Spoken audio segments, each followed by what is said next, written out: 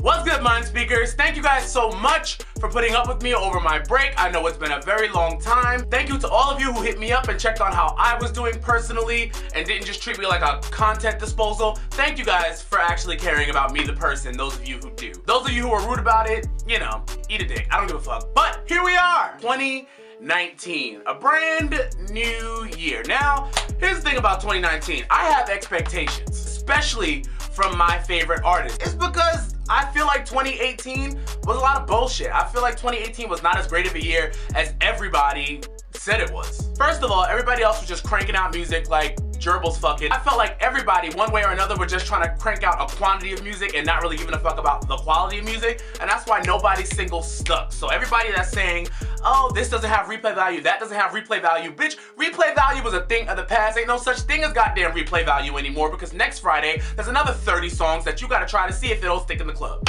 Like, the only things that really stick are the things that make people shake their ass.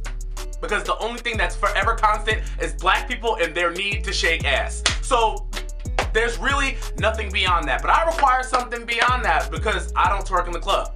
I like to listen to music in my room. So what we're gonna do today is give some tough love to all of the artists that I like and love for 2019. Now, if you're gonna be sensitive about your fave, trust me, a lot of us share a fave, but at this point, I'm just gonna give it to y'all the way I know how to give it. I'm tired of the bullshit, I'm tired of the smoke and mirrors, I'm tired of the payola, the charts, the numbers. I don't give a fuck about none of that. Do I wanna listen to your shit or not? That's what it comes down to. So, let's go through the list of my favorite artists, and we're gonna tell them what I want from them in 2019. And if you have anything that you want from these artists or any other artists, put it down in the comment box below. So with that being said, let's not waste any more time, let's get into it, let's go. Let's start off with somebody who gets a lot of shit. Tinashe.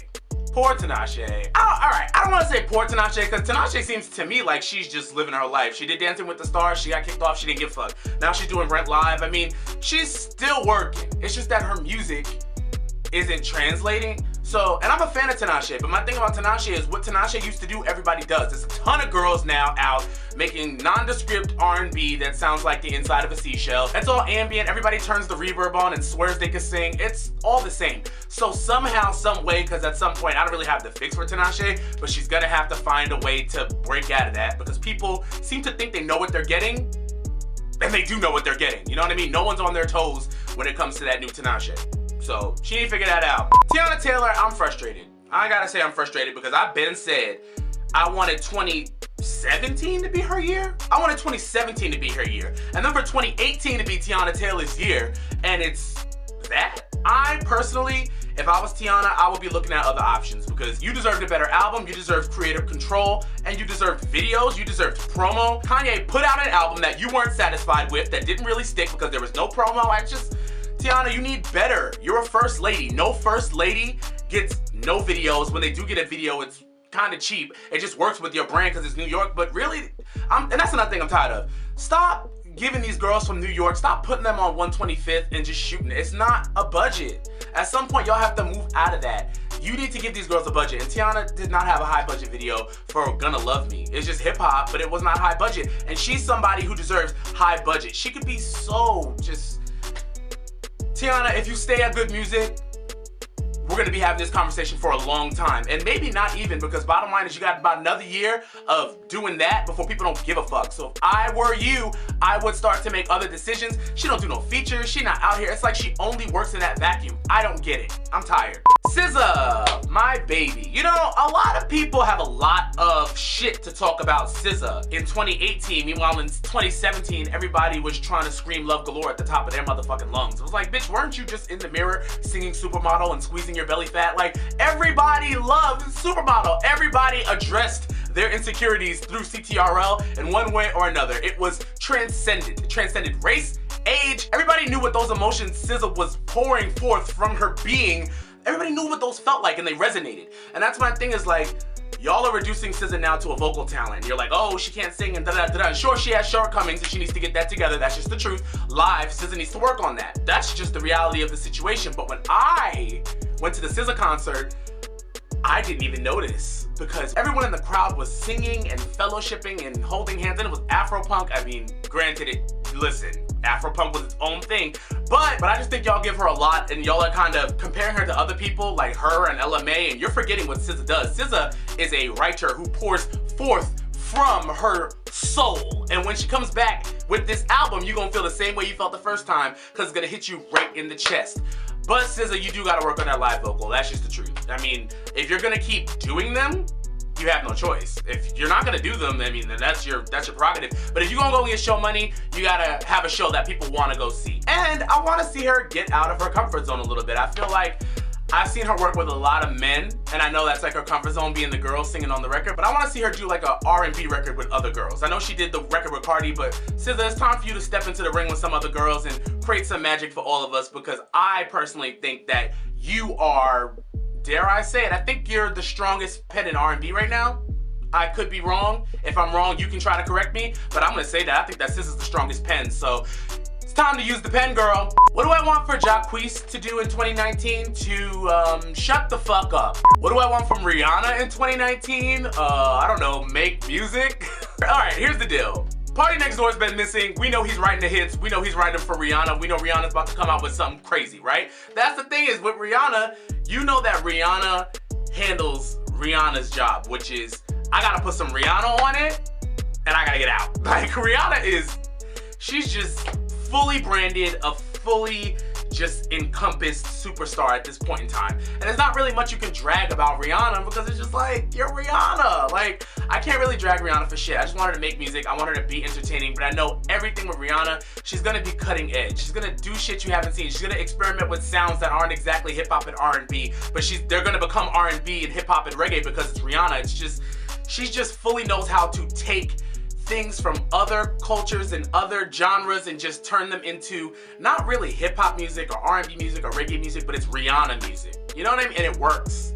A lot of Anti was that. So I just feel like Rihanna, I can't drag you, girl. I love Rihanna, I really do. Oh God, I'm so excited for Rihanna season. But I want from Ciara in 2019, I want for Ciara to decide whether she's gonna be corny or whether she's gonna enter the fold. Because here's my thing, there's tons of different ways for Ciara to penetrate the fold that she's going about it the wrong way. Like the whole dance craze level up thing, that's the wrong way. If you wanted to do dances, I mean, realistically, she could put out fire songs, put out a fire video because she has the ability because of level up, and then put out dance tutorials for each one of them. Dance on people's favorite dancers. I mean, the dance community is huge on YouTube. She's not utilizing the right things and putting herself in the right spaces. But also, I mean, I just think that Ciara's lame. Is that bad to say? I just think that she is lame, and that's okay, because not everybody is cutting edge. Not everybody is a superstar. Not everybody has something to say. Not everybody is that person, you know what I'm saying? So if Ciara is actually the lame girl that just likes to sit at home with her kids and wants to make music that her kids can dance along to, then girl, go ahead. You know what I'm saying? Like, that's all right. But that Kids Bop shit ain't for me. And I know Ciara can still be out here. And I know there's a real Ciara in there. Like, I still feel like I don't know her. I want to know the hardships. I want to know the reality. I want to know the girl that dated 50. You know what I'm saying? Like, I want to know that girl. And we know that girl is in there. It's like she hides that girl. It's really weird. I don't get it. And that's the disconnect I feel like for Ciara is we really don't know her. And so, Ciara, you got to let us really know you. But we've done this before, haven't we? Then you ain't gonna do it. So, what do I want from Quavo in 2019? To not put out a whack-ass album. You know what I'm saying? Like, all three of the Migos put out albums this year, didn't they? Maybe not Offset, or maybe Offset. I don't know, my nigga. Yeah, I think all three of them did, but none of that shit stuck. Why? Because they need to be one Migos. I think this year of all years proved that Quavo's not the Beyonce of the Migos, because there is no Beyonce of the Migos. It's the whole Migos or none of the Migos. It ain't one or the other. It's all or nothing. So for Quavo, I need him to realize that he's not the Beyonce, he's just 1/3 of a machine. Or if you're gonna come out with music, just come harder, because that shit was whack. As fuck. Normani! You know, a lot of people have been hard on Normani. Ever since Fifth Harmony broke up, people been in my comments, do a prep video for Normani, tell Normani what to do, and I don't believe in that. Because I'm like, she's a whole artist. If something's going wrong, I can tell her what to do to get back on track, but she has to choose her track. She's a growing person. I can't tell someone who to be. And men in the industry don't need to tell women in the industry who to be or how to curate their image or XYZ. That shit has to end. It's been going on for too long, and I'm not gonna be that guy. So I was never going to tell Normani what the fuck to do. That's just not who I am. But, you know, I think Normani's doing a good thing right now. Attaching herself to different sounds, figuring out what works and XYZ, and all the music has pretty much been good. but I need her to move into something a little distinct. It's feeling a little nondescript. Like, I like the Black song a lot, I like Waves a lot, but that plays to one crowd who may not be paying attention. And Dancing with a Stranger is great, I love that song too. And that's playing to a crowd that may be paying attention, and so it's like, what do you want to do? Do you want to go back into that Fifth Harmony audience? Do you want to dip into the R&B audience? Do you want to get like the Black approval? Like, what are you trying to do? And I feel like she's trying to do it all. But that's too businessy, it's too rigid, because it feels like that. It's like, I'm gonna do the Calvin Harris for this group, and I'm gonna do the Dancing with a Stranger for this group, and I'm gonna do the Black for this group. And it's like, stop segmenting.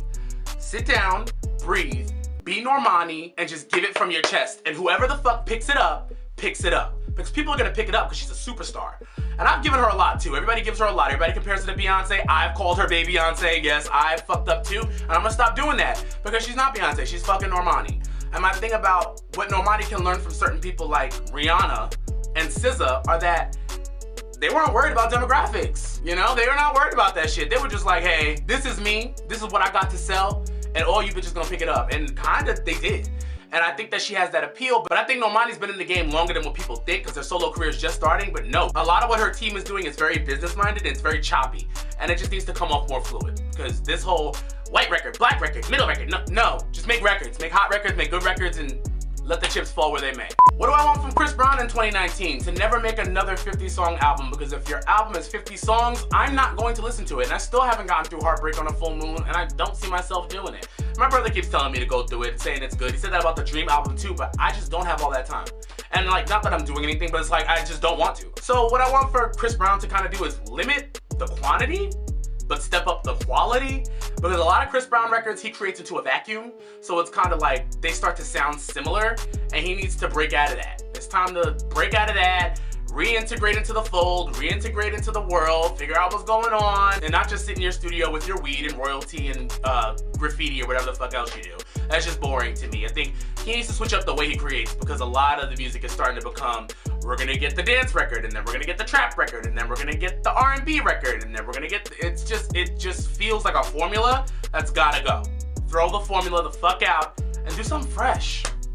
Like, this is just boring. What do I want from her in 2019? You know, her is only 21 years old. So for a lot of it, I'm just like, at 21, what the fuck you been through?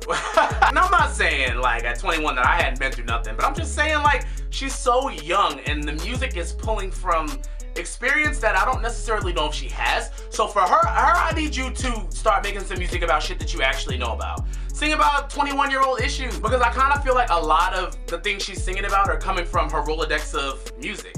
Like pain that she heard when she listened to the Isley Brothers album or this album, whatever, because she's a music nerd, she's a genius. But my thing is like, I want something to come from personal preference, like who is Gabby, what's in there, and I don't know what's in there. I just feel like it's a bunch of regurgitation of emotions that she's heard on classic albums that the kids haven't listened to. And I don't need that. I need you to give me more of you. And I know she sprinkled it in there, but I need it to become a lot more personal, a lot quicker, and a lot more relatable, because it's really not. A lot of it just sounds nice, and it's great, and it's melodic, and it's cool, but to me it's hollow. And I need for it to not be hollow. And that's my challenge to her. And I know a lot of people are gonna try to like get on me for that, but I don't give a fuck. At 21, you ain't singing about the shit her is singing about. And it's time for her to really get honest and be like, you know what? I ain't been through that pain. That was Otis Redding. Like, cut it out. Cardi B. Cardigan B. You know, realistically, I don't have expectations for Cardi. I think she's doing exactly what she's supposed to be doing right now, to a T. I mean, is she a great rapper? No.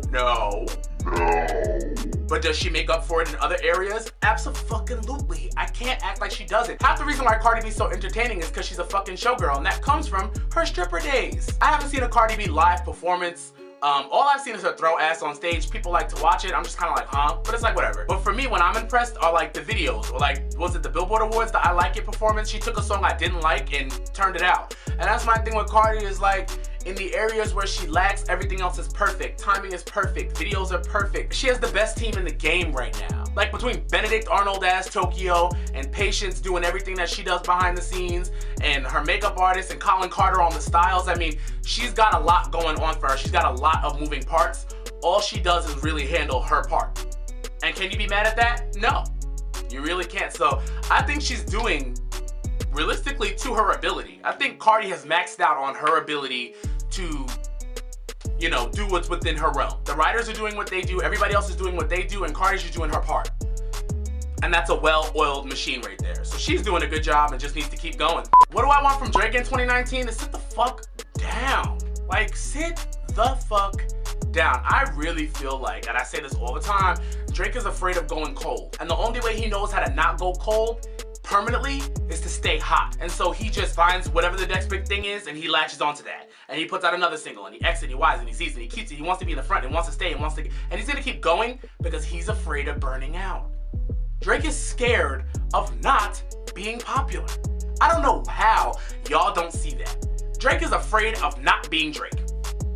Drake don't wanna not be the man because there was a time where Drake was corny and Drake was whack and he had to fight to get where he is. And honestly, he's still that person. He's still that kid that wants to be cool. So Drake inside does not want to go back there. So he's doing a lot to overcompensate for the fact that he wants to stay hot. It's not about money to him anymore. It's about staying hot and being liked. I mean, his IG comments aren't even back on since the Pusha shit. Let's be real here. He wants love from people. He wants public adoration. And that's causing him to kind of be a fuck nigga when it comes to Wayne and Nicki or standing next to anybody who may not be hot, because he wants to be next to whatever is hot. So my challenge to Drake is, I don't know why he signed that Vegas residency, because I understand that he's gonna be very Lionel Richie performing Hold On, We're Going Home in the middle of Vegas in 30 years. Like, I got my eye on you. You're everything that I need. Like, I get that's where you're eventually gonna be, but that's premature. So I don't know why you're doing that, but what I want from Drake is just to like take a step back and just chill with your baby. I don't know, man. Like, you do everything right. You have the Midas touch. I just feel like you're doing a lot. I feel like something ain't right in here that Drake really gotta get right. Cause I feel like he's kind of deviating from the person that used to exist in there, and it's getting a little, you either die a hero or live long enough to see yourself become the villain. It's getting there for me and Drake. I don't know what's going on. What do I want to see from Beyonce in 2019? Whatever the fuck she wants. Here's the thing, we know Beyonce always has music. We know Beyonce always has a concept. She keeps a visual and she keeps an NDA, so we're never gonna fucking know. All I know is I miss Beyonce season because I miss that feeling of, I don't know what she's gonna do. I don't know what it's gonna sound like. I don't know when it's gonna happen. And then just be fully gagged because you don't know anything.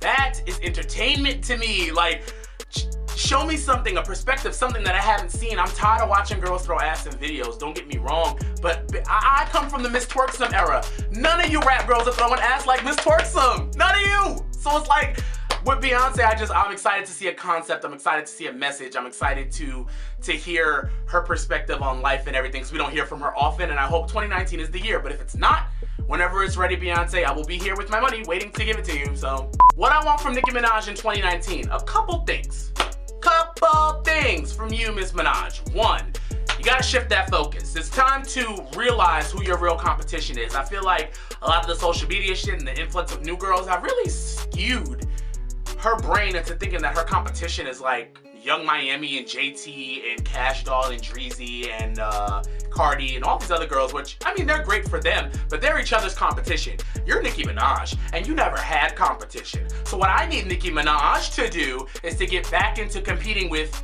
Meek and Drake and Travis and Ye and Jay and Cole and Kendrick. Like, get back into that fold. Step outside of the box. Listen to what they're doing. See what's going on in hip-hop and compete. Because I kind of feel like she feels like she's better than the rest of these rap girls, and she is lyrically.